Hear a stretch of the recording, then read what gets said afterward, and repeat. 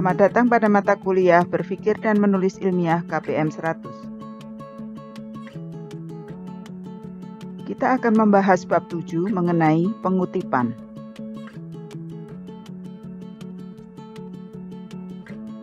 Naskah disusun dan disampaikan oleh Ekawati Sriwahyuni.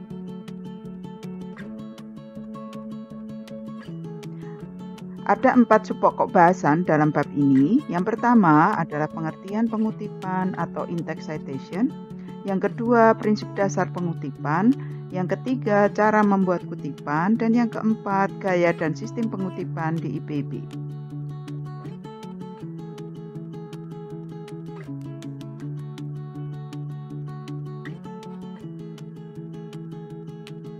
Marilah kita mulai dengan subpokok bahasan 1, pengertian pengutipan atau in-text citation.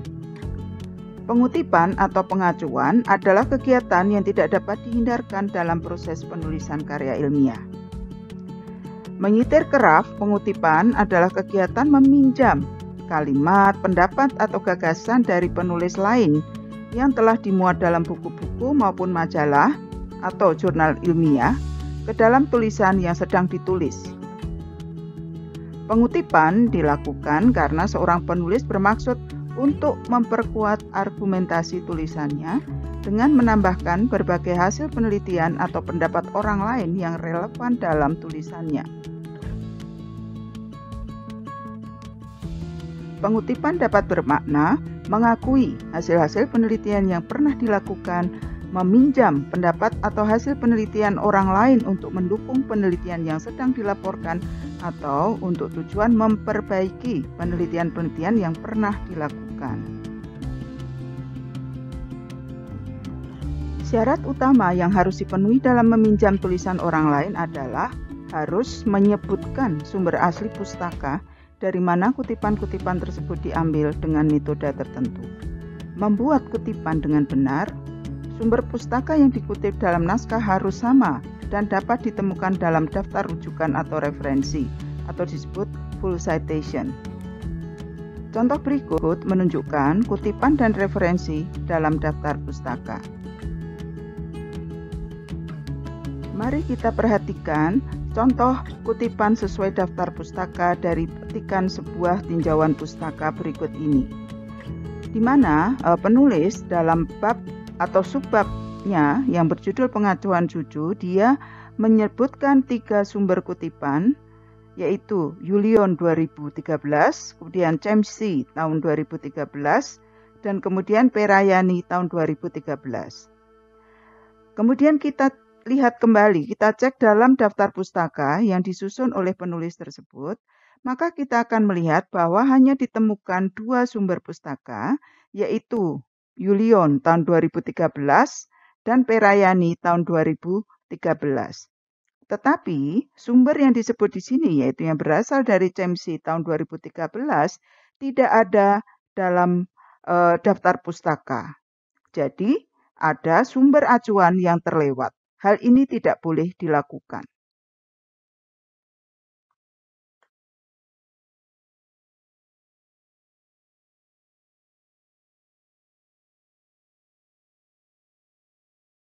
Selanjutnya kita masuk subpokok bahasan 2, yaitu prinsip dasar pengutipan. Seorang ilmuwan harus menjunjung tinggi 2 prinsip moral atau etika yang utama dalam dunia ilmiah, yaitu kebenaran dan kejujuran.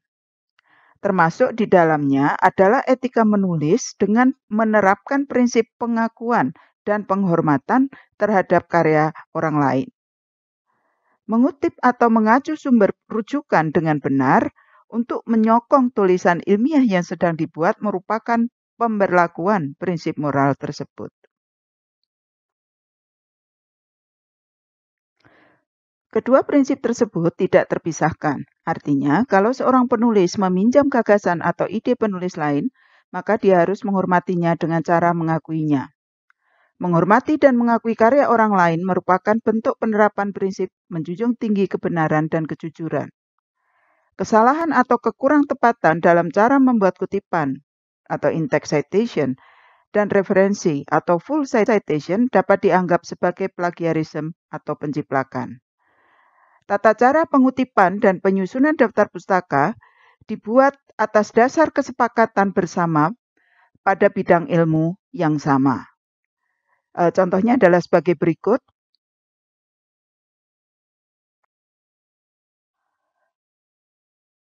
Beberapa gaya penulisan kutipan dan referensi.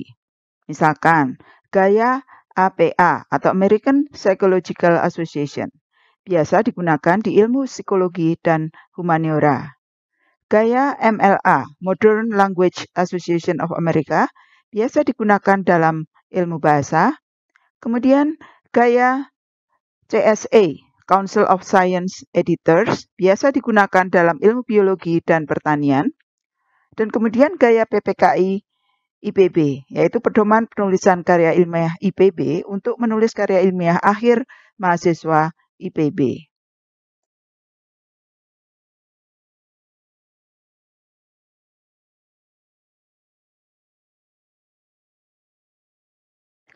Selanjutnya kita akan membahas subpokok bahasan 3, cara membuat kutipan. Ada dua macam sistem pengutipan, yaitu yang pertama disebut sebagai sistem Harvard, nama tahun, di mana sumber kutipan di dalam teks dinyatakan dengan nama penulis dan tahun ketika informasi diterbitkan, dan sumber informasi lengkapnya disusun menurut abjad pada daftar pustaka. Dan yang kedua adalah sistem Vancouver, dengan nomor di mana sumber kutipan di dalam teks dinyatakan dengan nomor berurut mengikuti ketentuan yang didaftarkan dengan urutan nomor tadi di dalam daftar pustaka. Sebagai contoh sistem Harvard, nama tahun.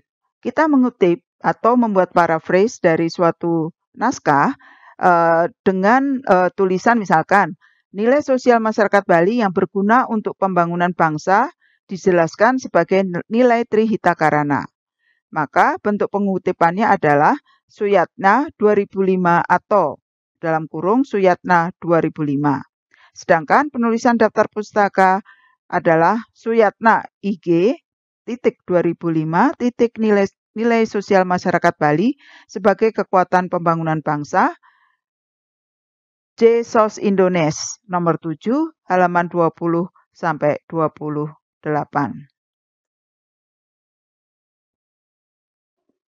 Contoh berikutnya adalah sistem Vancouver atau nomor. Misalkan bentuk pengutipannya, nilai sosial masyarakat Bali yang berguna untuk pembangunan bangsa dijelaskan sebagai nilai Trihita Karana dan kemudian dalam kurung angka 4. Maka penulisan daftar pustakanya adalah 4 titik Suyatna IG titik 2005 titik nilai sosial masyarakat Bali sebagai kekuatan pembangunan bangsa titik J.Sos Indones titik 07 2028. Artinya adalah bahwa angka 4 itu sesuai dengan tempat di mana kita meletakkan referensi yang kita kutip tadi. Di dalam daftar pustaka kita lihat diberi nomor 4. Sehingga kalau kita kemudian di dalam naskah kita mengutip tulisan Suyatna beberapa kali, maka kita akan meletakkan angka 4 itu beberapa kali sesuai dengan jumlah yang kita kutip.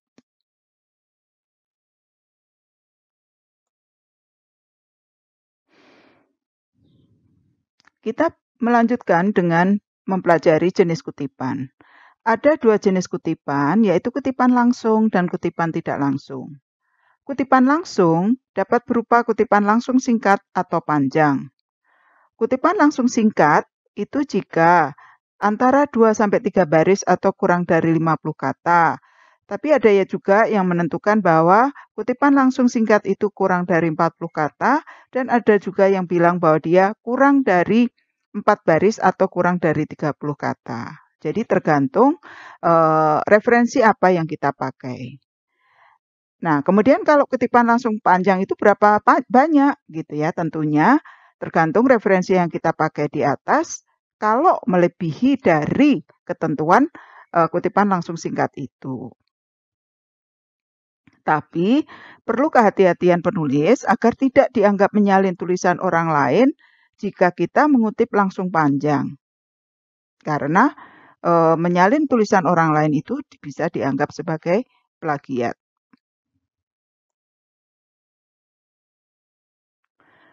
Ada beberapa prinsip yang harus kita perhatikan ketika kita membuat kutipan.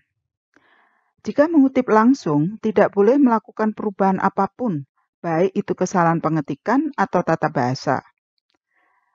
Tambahkan tanda sig jika ada kesalahan dan penulis menjelaskan kesalahan tersebut dalam catatan kaki. Tidak boleh menghilangkan bagian yang dikutip sehingga bermakna lain. Semua kutipan langsung harus diletakkan dalam tanda petik dan pada pengutipan harus disertakan nomor halaman yang dikutip. Misalkan di sini Naim tahun 1984 halaman 287. Dan jika mengutip tidak langsung harus dilakukan parafrasa terhadap kalimat atau frasa yang dikutip dan diintegrasikan dalam naskah dan diberi kutipan. Berikut adalah contoh kutipan langsung pendek. Misalkan kita sedang menulis suatu naskah untuk artikel atau untuk skripsi. Kemudian kita ambil sebagian naskah kita itu di sini. Maka kita beri tanda elipsis di depan dan di belakang kalimat yang kita kutip itu. Di sana tertulis, Rilke Ginseng menjelaskan konsep jarak dominasi sebagai, kemudian ada tanda kutip 1, kemudian elipsis lagi, jarak spasial di mana, kemudian ada tanda sig, dominasi nelayan, tanda kutip 2 kelas atas terhadap nelayan, tanda kutip 2 kelas bawah masih terjadi, elipsis tanda petik 1, dalam kurung Ginseng 2007.298, sehingga mengakibatkan elipsis tutup.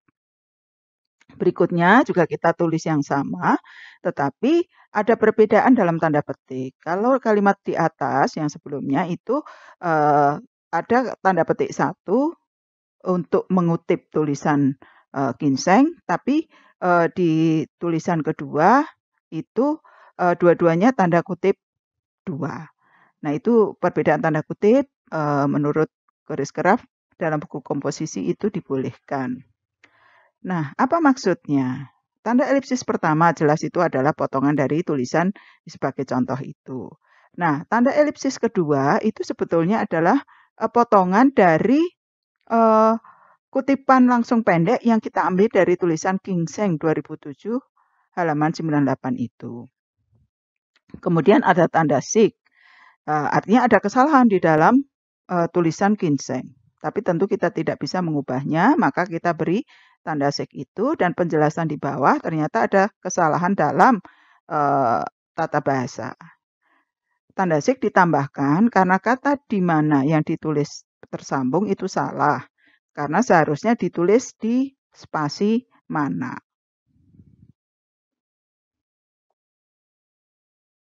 Berikutnya adalah contoh kutipan langsung panjang. Ada cara A, yaitu kutipan langsung dalam tanda kutip. Teks berwarna biru itu potongan dari tulisan yang sedang kita tulis, maka kita beri dulu tanda elipsis. Tertulis di sana, mengenai motif migrasi suku-suku bangsa di Indonesia, penulis setuju dengan pendapat Muhtar Naim sebagai berikut. Nah, kita kemudian mengutip keseluruhan pendapat Muhtar Naim itu dan kita letakkan di dalam alinea tersendiri dalam sebuah blok di mana diberi tanda petik 2, kemudian letaknya juga lebih menjorok ke dalam, baik di depan atau di belakang. Dan kemudian kita beri sumber kutipan yaitu Naim tahun 1984 halaman 287. Selanjutnya ini adalah contoh kutipan langsung panjang tanpa tanda kutip. Sama persis dengan contoh sebelumnya, tetapi kita lihat bahwa kutipan blok itu tidak diberi tanda petik. Ya, tetapi kita letakkan terpisah dari teks tulisan kita dengan menjorok ke dalam dan kemudian kita beri sumber kutipan Naim tahun 1984 halaman 287.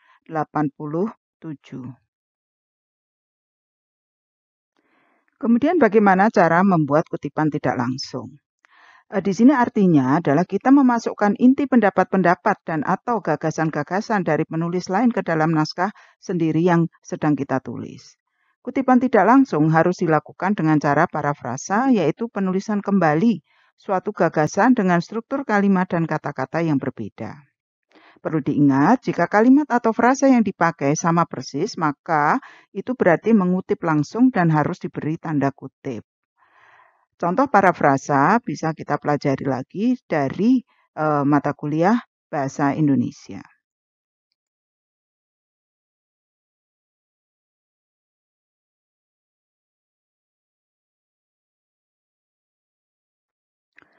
Selanjutnya, kita akan masuk sub pokok bahasan 4, gaya dan sistem pengutipan di IPB. Sebagai pedoman penulisan gaya pengutipan dan penulisan karya akhir, kita menggunakan buku Pedoman Penulisan Karya Ilmiah IPB atau PPKI IPB. Nah, sistem pengutipan yang digunakan adalah sistem Harvard, yaitu nama tahun. Sebagai contoh, bentuk kutipan atau in-text citation, Suyatna dalam kurung 2005 atau dalam kurung Suyatna 2005. Tergantung bagaimana kita menulisnya atau meletakkannya dalam naskah kita. Sedangkan penulisan sumber pustaka atau full citation-nya adalah Suyatna IG .2005 nilai-nilai sosial masyarakat Bali sebagai kekuatan pembangunan bangsa JSOS Indones 07.2.2028. Berikut ini adalah sedikit penjelasan tentang buku Pedoman Penulisan Karya Ilmiah IPB atau PPKI IPB. Buku tersebut ditulis berdasarkan dua sumber referensi utama, yaitu gaya pengutipan dan penulisan daftar pustaka digunakan gaya CSE, Council for Science Editors, karena yang sesuai dengan gaya penulisan ilmu biologi dan pertanian. Tapi untuk keseluruhan naskah yang ditulis dalam bahasa Indonesia mengikuti pedoman umum ejaan bahasa Indonesia atau PUEB. Berikut adalah beberapa contoh bentuk pengutipan dengan nama tahun. Yang kelompok pertama adalah satu penulis, maka kita tulis Satria 2020. Dengan dua penulis, semua nama ditulis lengkap ditambah kata dan, contohnya Zamaludin dan Wahyuni 2017.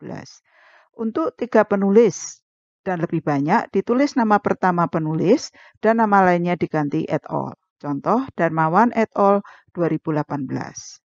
Di sini nama adalah nama belakang penulis. Et al ditulis miring karena berasal dari kata asing et al.i yang artinya dan kawan-kawan. Oleh karena yang disingkat adalah kata al.i, maka kata al ada tanda titik di belakangnya.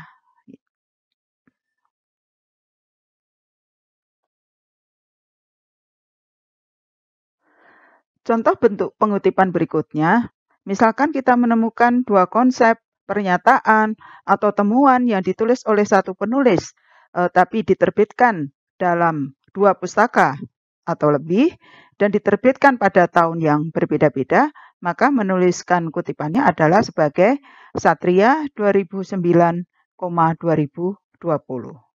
Tapi jika kita menemukan konsep, temuan, atau pernyataan yang ditulis oleh satu penulis dalam pustaka yang berbeda-beda, tapi diterbitkan dalam tahun yang sama, kita menuliskan kutipannya adalah sebagai Sutarto 2009A, 2009B.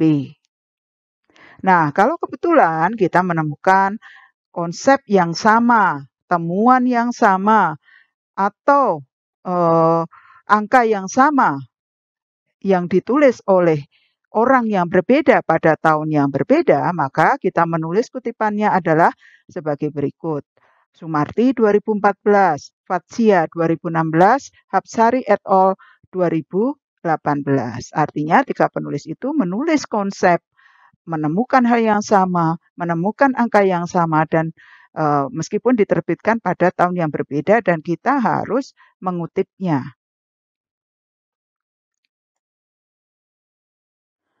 Contoh bentuk pengutipan berikutnya adalah misalkan bahwa penulis itu lembaga. Masa kita tuliskan lembaganya misalkan UNDP 2010. Kemudian kita mengutip dari sumber sekunder. Misalkan Jilin dan Jilin tahun 1919 dikutip oleh Sukanto 2007. Nah, ini artinya sebenarnya kita membaca tulisan Sukanto, tapi Sukanto mengutip dari tulisan Jilin dan Jilin tahun 1959. Nah, sumber sekunder seperti ini boleh digunakan jika memang kita tidak menemukan sumber aslinya. Dalam hal ini misalkan kita tidak menemukan tulisan Jilin dan Jilin tahun 1959 untuk kita baca langsung. Nah, kemudian kemungkinan ada artikel di koran tapi tanpa nama penulis, ya. Maka kita mengutipnya dengan menuliskan satu atau dua kata awal dari judul artikel tersebut ditambah elipsis. Misalkan mencari, elipsis 2007. Maka sebetulnya dalam daftar referensi ada artikel dari koran tersebut yang judulnya dengan kata depannya mencari, ya. Nah, itu yang kita kutip. Tapi mungkin itu koran yang zaman dulu ya. Tapi untuk sekarang kita tetap bisa menuliskan nama reporter, editor, atau ada nama di dalam setiap artikel dalam koran tersebut, baik online ataupun yang tercetak. Demikianlah penjelasan bab 7 mengenai pengutipan. Ada beberapa referensi yang bisa Anda baca sendiri untuk lebih mendalami apa yang dimaksud dengan berbagai penjelasan sebelumnya. Demikian kuliah berpikir dan menulis ilmiah kali ini. Semoga bermanfaat dan terima kasih atas perhatiannya.